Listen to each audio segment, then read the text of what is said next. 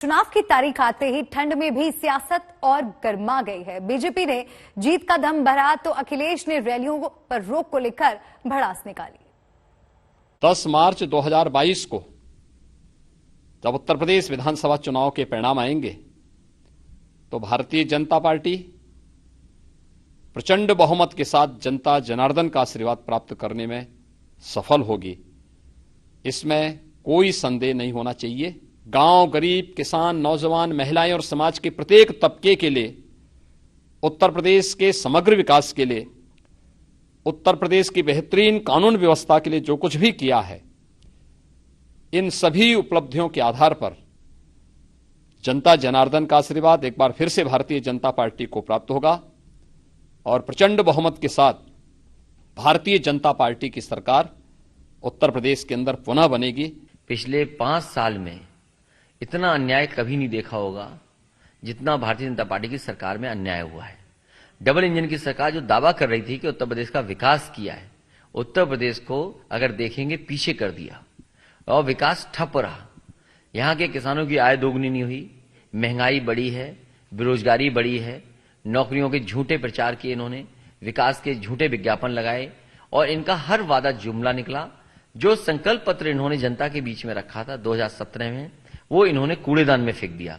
इसलिए पूरी तरीके से उत्तर प्रदेश की जनता इनको इस बार हटाने का काम करेगी। 10 मार्च में उत्तर प्रदेश से भारतीय जनता पार्टी का सफाया होगा। देखिए, विपक्ष की अपनी सोच है। उत्तर प्रदेश के अंदर 2017 के पहले कोई नौकरी निकलती थी तो उस नौकरी के लिए परिवार में विवाद होता था कि इसकी वसूली कौन करेगा। चाचा भतीजे में विवाद का कारण यही था, भाई बहन में विवाद का कारण ही यही है। अभी सत्ता से कोसों दूर है, लेकिन अभी से उनके यहां बोली लगनी प्रारंभ हो गई होगी। उत्तर प्रदेश ने जिस समय पंचायत चुनाव देखे थे, उत्तर प्रदेश के वरिष्ठ अधिकारी भारतीय जनता पार्टी के कार्यकर्ता बनकर के काम कर रहे थे। न जाने कितनों को अपमानित होना पड़ा। इसी उत्तर प्रदेश में माँ बहनों के किस तरीके से कपड़े फाड़े गए, छीनी गई साड़ियां, ये भारतीय जनता पार्टी ने किया था। और ये भारतीय जनता पार्टी की सरकार में इसलिए हुआ कि वरिष्ठ अधिकारी दबाव बना करके छोटे अधिकारियों से करवा रहे थे। तो इसलिए ऐसे अधिकारी जो भारतीय जनता पार्टी का काम कर रहे हैं, कार्यकर्ता बन के काम कर रहे हैं, उनके खिलाफ शिकायत इलेक्शन कमीशन को की जाएगी। 10 मार्च का इंतजार जनता को था। ये वो तारीख होगी जिस दिन भारतीय जनता पार्टी की उत्तर प्रदेश से विदाई होगी। कल चुनाव आयोग ने 5 राज्यों में चुनाव का ऐलान कर दिया। सबसे बड़े सूबे यूपी में 7 चरणों में वोट पड़ेंगे। 10 मार्च को नतीजे आएंगे। पंजाब, गोवा और उत्तराखंड में एक ही दौर में वोटिंग होगी। मणिपुर में 2 फेज में वोट डाले जाएंगे।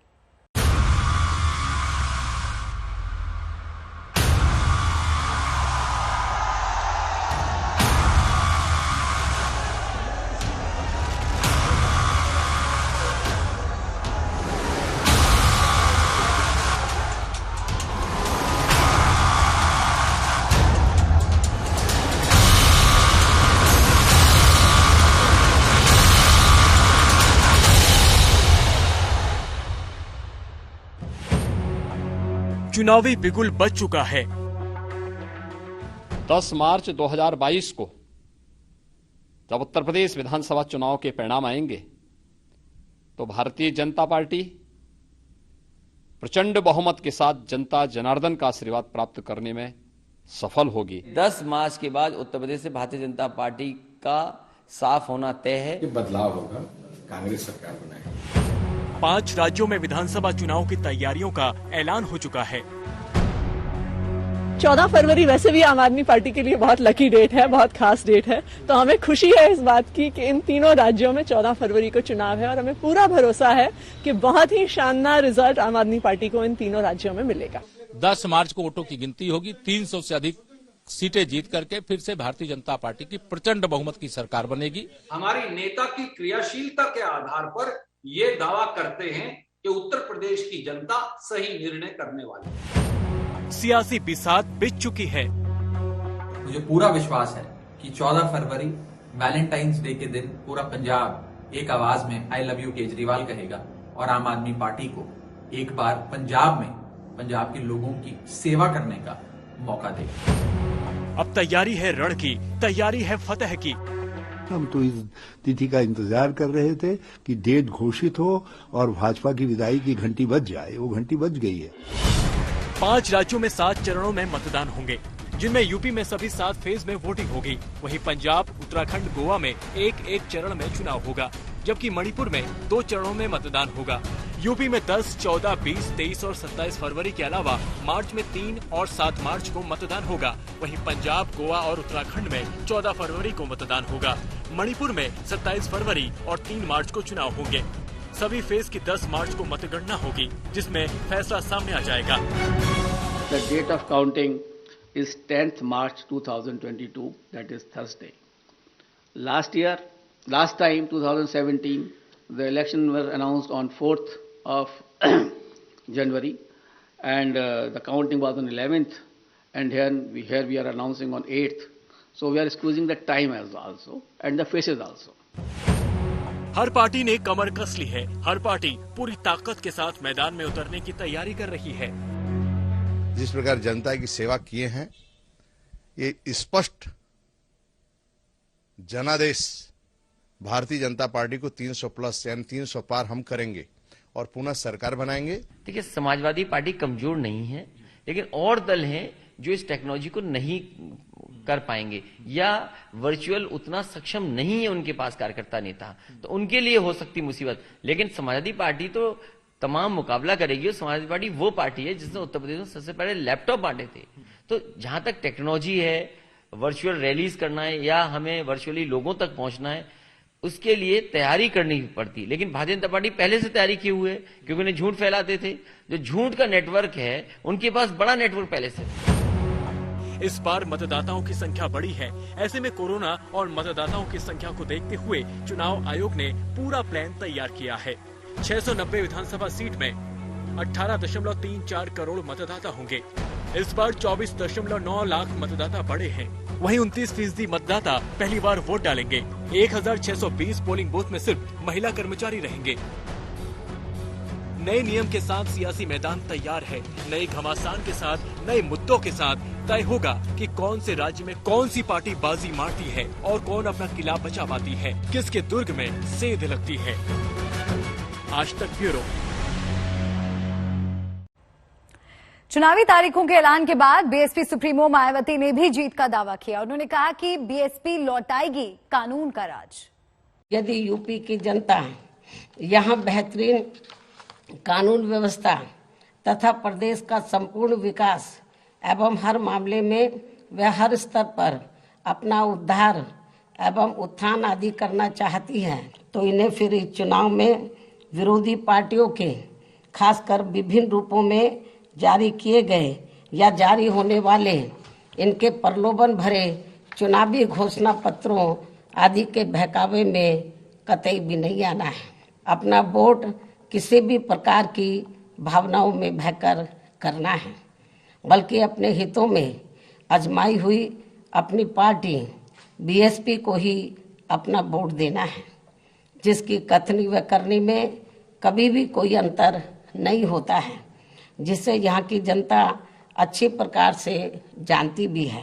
जैसा कि यूपी में वर्तमान बीजेपी की सरकार में भी हमें काफ़ी कुछ देखने को मिल रहा है, जिस कारण ही यहाँ अपराधियों का अभी भी जंगल राज चल रहा है और जनता बुरी तरह से त्रस्त है। हर जाति, हर वर्ग के लोग काफी दुखी हैं। बेकाबू रफ्तार कोरोना 1.5 लाख पार। नमस्कार, आपके साथ मैं हूं मलिका मल्होत्रा। एक आफत कुदरत की, दूसरी मुसीबत कोरोना की। कोरोना की रफ्तार तमाम अनुमानों और आशंकाओं को धता बताते हुए अंधाधुंध तेज हो रही है। 24 घंटे में करीब 1,60,000 नए केस सबूत है कि इस बार कोरोना का कैसा विस्फोट हुआ है। संसद से सुप्रीम कोर्ट तक कोरोना का विस्फोट।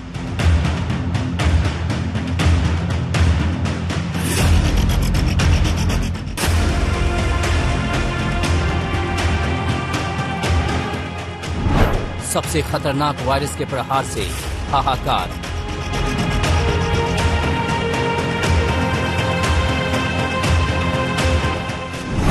दिल्ली हो या मुंबई, कोलकाता हो या चेन्नई।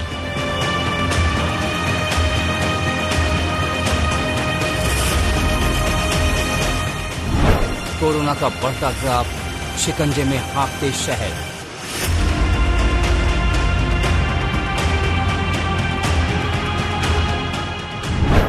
सावधान इंडिया, जनवरी में बचकर रहना जरूरी।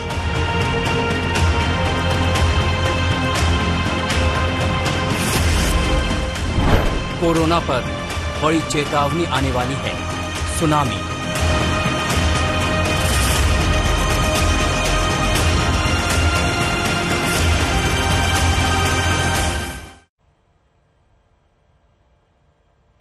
कोरोना तमाम सीमाएं तोड़ने पर तुला है। संसद और सुप्रीम कोर्ट जैसी संवैधानिक संस्थाओं के सुरक्षा चक्र भी इस वायरस के आगे बौने साबित हो रहे हैं। हालात बेकाबू होते दिख पीएम मोदी ने समीक्षा बैठक बुला ली है।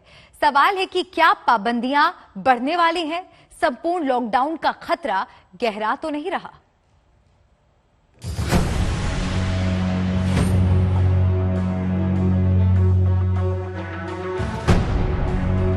ये कोरोना की वो रफ्तार है जो न पद देखता है, न हैसियत, न ताकत, न रुतबा। वो चाहे नेता हो या अभिनेता, सांसद हो या मंत्री, नौकरशाह हो या न्यायाधीश, जरा सी चूक और सामने वाला संक्रमण की चपेट में। मिसाल है संसद और सुप्रीम कोर्ट तक कोरोना की घुसपैठ। 6 और 7 जनवरी को संसद में बड़े पैमाने पर कोरोना की जांच कराई गई। जांच में 400 से ज्यादा लोग कोरोना पॉजिटिव पाए गए। कोरोना की चपेट में आने वालों में संसद के स्टाफ और सुरक्षा कर्मचारी हैं। कोरोना का साया अब देश की सबसे बड़ी अदालत यानी सुप्रीम कोर्ट तक जा पहुंचा है। सुप्रीम कोर्ट के मौजूदा 4 जज कोरोना संक्रमित पाए गए हैं। इसके अलावा रजिस्ट्री विभाग के तकरीबन 150 कर्मचारी भी कोरोना संक्रमण पाया गया है। यही नहीं, इसके अलावा संसद में तकरीबन 400 कर्मचारी और सुरक्षा कर्मी भी कोरोना पॉजिटिव हो चुके हैं, जो लगातार सरकार के लिए एक चिंता का विषय बन गया है। गनीमत है कि संसद का फिलहाल कोई सत्र नहीं चल रहा। सांसद अपने अपने क्षेत्र में हैं। मंत्रियों का आना जाना नहीं हो रहा और यहाँ कोरोना प्रोटोकॉल की भी सख्ती है। लेकिन कोरोना का नया वेरिएंट इतना तेज और ताकतवर है कि इसके आगे तमाम सुरक्षा कवच ध्वस्त हो रहे हैं। कोरोना की इस लहर की तेज धार अब सुप्रीम कोर्ट तक पहुंच चुकी है। खबर है कि सुप्रीम कोर्ट के 4 जज कोविड पॉजिटिव हो गए हैं।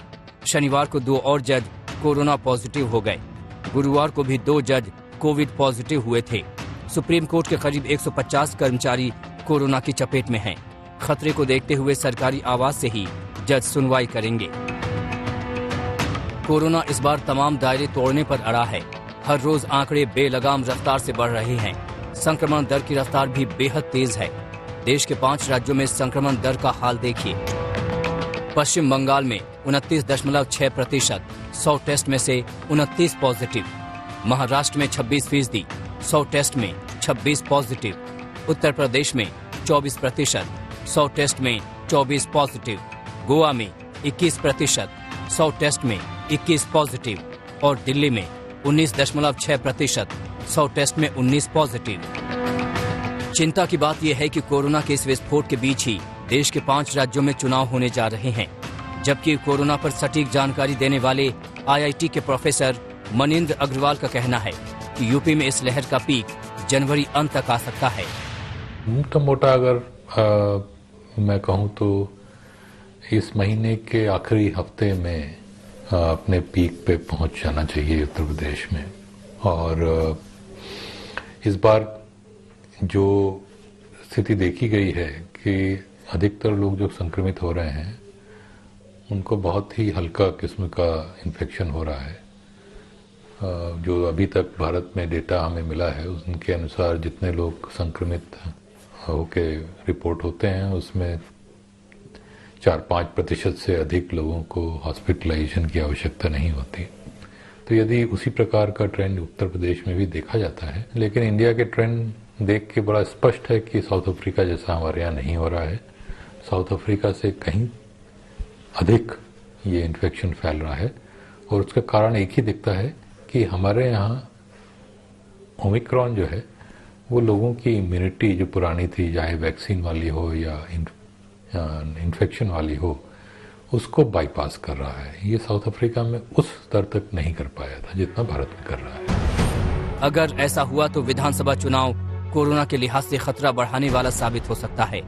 चुनाव आयोग ने बेशक 15 जनवरी तक रैलियों और रोड शो पर पाबंदी लगाई है, लेकिन चुनाव प्रचार और मतदान के दौरान लोगों का घर से बाहर निकलना जोखिम भरा साबित हो सकता है। आज तक ब्यूरो। कोविड की हाई स्पीड दिल्ली को झकझोर रही है। 24 घंटे में 20,000 से ज्यादा केस बता रहे हैं कि एक बार फिर दिल्ली गंभीर संकट की तरफ भाग रही है। वीकेंड कर्फ्यू का कितना असर होता है ये देखने वाली बात होगी, लेकिन फिलहाल तो आंकड़ों का आतंक दिल्ली को डरा रहा है।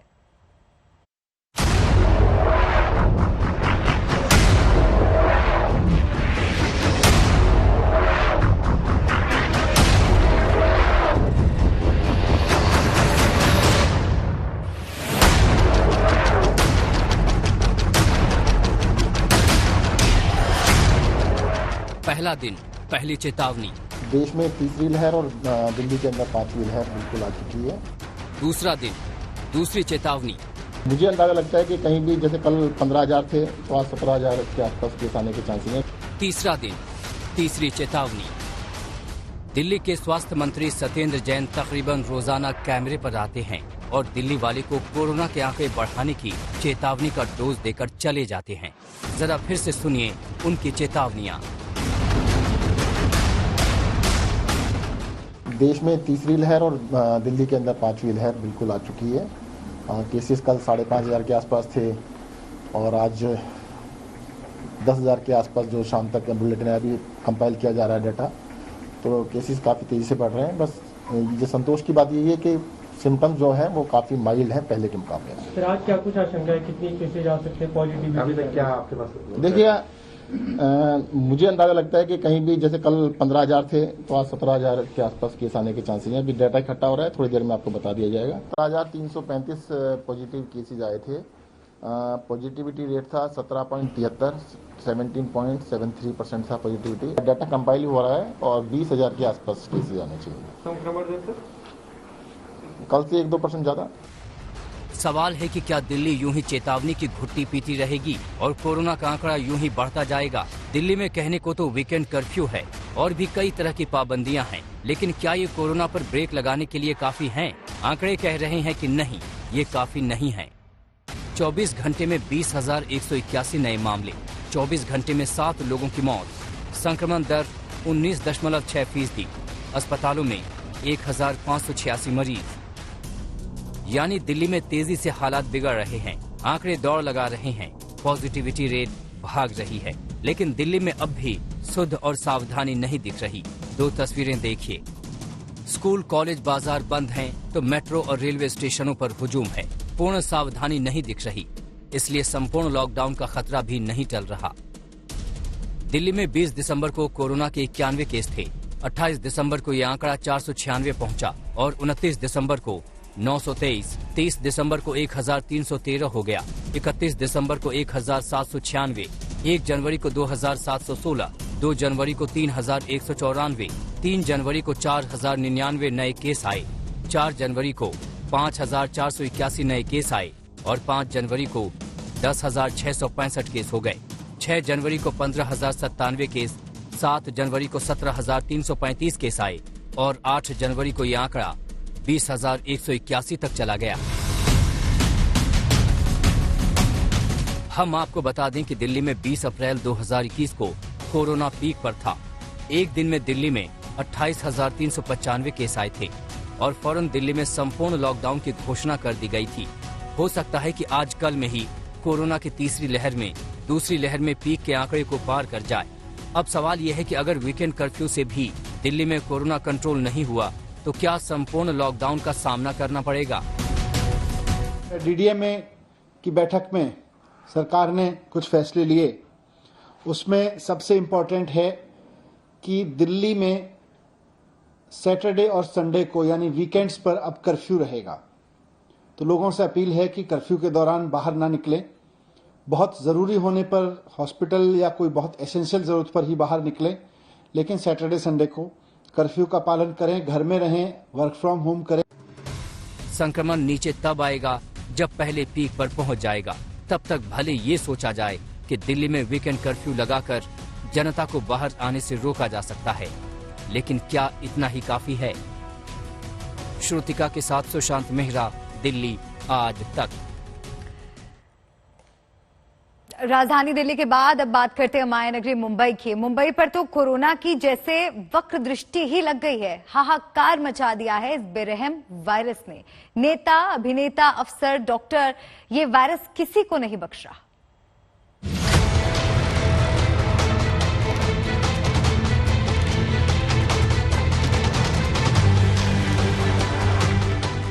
सीबीआई कार्यालय में कोरोना विस्फोट, 68 पॉजिटिव। मुंबई क्रिकेट एसोसिएशन के दफ्तर में कोरोना की घुसपैठ। मुंबई के अस्पतालों में डॉक्टरों पर कोरोना का प्रहार। बेस्ट बसों के कर्मचारियों में फैलता कोरोना। सेलिब्रिटी से सरकार तक कोरोना का संक्रमण। और सबसे ज्यादा टेंशन बढ़ाने वाली बात ये कि धारावी की झुग्गियों में भी कोरोना की घुसपैठ। ये बीकेसी का उधर एग्जाम्पल दिया, 2500 बेड हमारे रेडी है, उसमें हमारा 108 बेड ऑक्सीजन आईसीयू है, 12 बेड हमारे डायलिसिस है, 1392 बेड हमारा बिना ऑक्सीजन के है, 896 बेड हमारे ऑक्सीजन के है, और डेली 800 से 900 लोग इधर एडमिट होते। 770 लोग आज भी एडमिट है बिना ऑक्सीजन के, और 280 लोग ऑक्सीजन पर है। और मैं खुद जाके अंदर देख के आई हूँ। जो बोर्ड का एक डिजिटल बोर्ड है उसको टैली करना, मैं अंदर जाके देख के आई हूँ। तो ये हाल है मुंबई का। कोरोना से थोड़ी सी राहत मिलती नहीं कि दोबारा कोरोना की गिरफ्त में आ जाती है। जरा देखिए साल के पहले हफ्ते में ही मुंबई में कैसे कोरोना का बम फूटा है। 1 जनवरी को 6,347, 3 जनवरी को 8,063 और 4 जनवरी को 10,860 नए केस आए। 5 जनवरी को 15,166 केस आए। 6 जनवरी को आंकड़ा 20,181 पर पहुंच गया।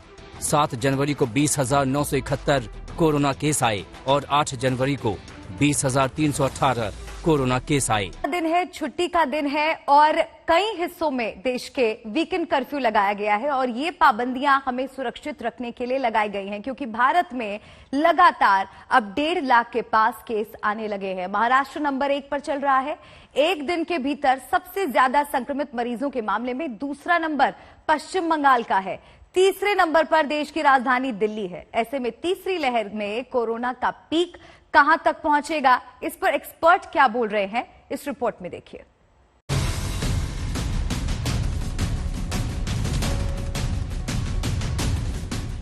देश में कोरोना के खतरे का जोरदार अलार्म बज रहा है। जी हां, कोरोना की तीसरी लहर का तांडव देश में शुरू हो गया है और ये आंकड़े कोरोना की तीसरी लहर के कोहराम की गवाही दे रहे हैं। 8 जनवरी को कोरोना के 1,41,986 केस आए। इसमें ओमिक्रॉन के 3,071 मामले भी शामिल हैं और कोरोना से 285 लोगों की मौत भी हुई। तो ये अलार्म उन लोगों के लिए है जो इस वक्त कोरोना संक्रमण को सिर्फ खांसी जुकाम समझकर नजरअंदाज कर रहे हैं। दिल्ली, महाराष्ट्र और बंगाल में कोरोना की रफ्तार खतरनाक है। शहर शहर कोरोना त्राहिमाम मचा रहा है। देश में बेकाबू होते कोरोना के बीच IIT कानपुर के प्रोफेसर मणेंद्र अग्रवाल ने दिल्ली और मुंबई को लेकर सबसे बड़े खतरे की आशंका जाहिर की है। मणेंद्र अग्रवाल के मुताबिक अगले 10 दिनों में दिल्ली और मुंबई में कोरोना का पीक होगा, यानी सबसे ज्यादा कोरोना केस होंगे। उनके मुताबिक दिल्ली और मुंबई में एक दिन में 30 से 50 हजार के बीच कोरोना केस आ सकते हैं। That in cities like Delhi, Mumbai, where the numbers are been rising very fast for past week or so, they will continue to rise very sharply, with the peak estimated somewhere around middle of this month. That is, in about week 10 days from now. And this is a typical characteristic of any wave that rises very fast, that it peaks fast and again comes down quite fast. Okay. but very preliminary estimates indicate that the peak will be somewhere between 4 to 8 lakh cases per day, somewhere around for the entire country. For the entire country, somewhere around end of this month. देश में corona के peak पर 4 से 8 lakh case रोजाना आने का अनुमान लगाया जा रहा है, जबकि देश की संस्था IIS ने देश में कोरोना के पीक पर 10 लाख केस का डरावना अनुमान लगाया है और देश में ओमिक्रॉन वेरिएंट के मामले जनवरी के तीसरे और चौथे हफ्ते में सबसे अधिक होने का अंदेशा है और फिर मार्च की शुरुआत में कम होने का अनुमान है। आज तक ब्यूरो।